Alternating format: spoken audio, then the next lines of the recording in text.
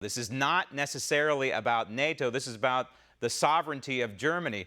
We know that, like open borders, Germany is making decisions, PC-related, politically correct-related decisions, that not only affect Germans and their country, but affect the entire geopolitical machinations of Europe. And I think this is the point that the president is trying to make. Think big picture here, and don't think PC.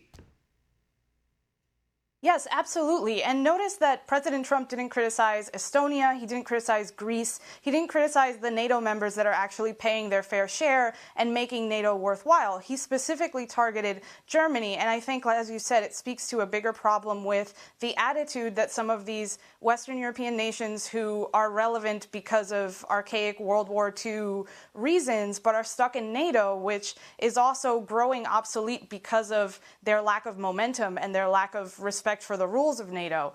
I think that shows a lot of initiative on the part of President Trump to fix and elevate NATO. I don't think it disrespects the objective of NATO in any form. And the only way you're going to improve an alliance like this is to call out the people that are making it worse. And Germany is necessarily a captive of Russia if some 70% of its energy is being imported from Russia to Germany. So, in effect, what the President of the United States is arguing for in a very, very large picture here, when you look at it from 30,000 feet, he's arguing for the national sovereignty, protecting the national sovereignty of Germany. Merkel should be listening. Merkel should be welcoming this. If you're dependent that much on a foreign entity for your resources, something as precious as energy, when Germany walked away from its domestic energy production, you are necessarily a captive.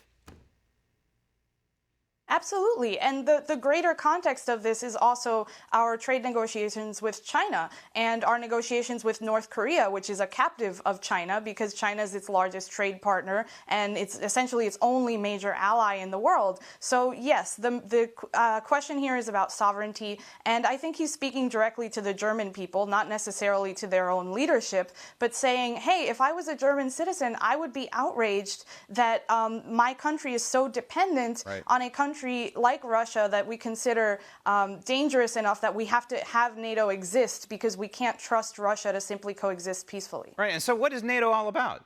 Ostensibly, NATO is about protecting countries like Russia, I presume, from any kind of action against the European Union, right? Yet you have Germany, as the president pointed out, sending money to Russia and effectively helping someone, an entity, Russia, that is ostensibly, according to NATO or according to Germany, or depending on who you ask, ostensibly some sort of threat to the European Union. It doesn't make any sense.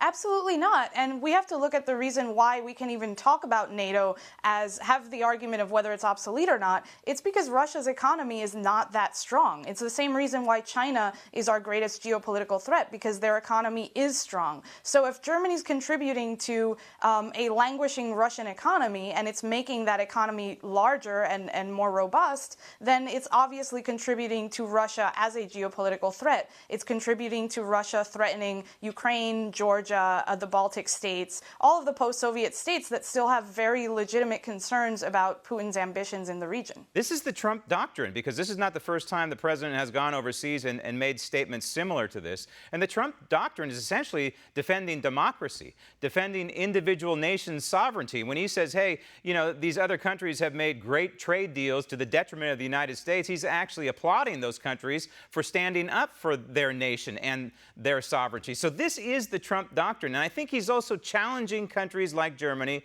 if they still, and the entire EU, to stop doing business with an enemy like Iran when you look at the larger geopolitical picture here. Yes, and it is about sovereignty and self-determination. This reminds me of a message that President Trump had when he did his big trip to Asia, and he said in one of those speeches that the Trump doctrine is essentially, there's no place like home. So for America, that's America first, but for the people of each individual nation, that means making political decisions that make the most sense for the people of that nation. And that's not what Germany's doing when it's buying oil and boosting the Russian economy. And that's certainly certainly not what America's doing when it's boosting the Chinese economy at the American workers' expense. So it's all a very coherent message, and I think it can be applied across the board throughout the world. Want to see more videos like this? Click on the link below and subscribe to One America News on YouTube, and call your cable provider and kindly demand that One America News is added to your lineup.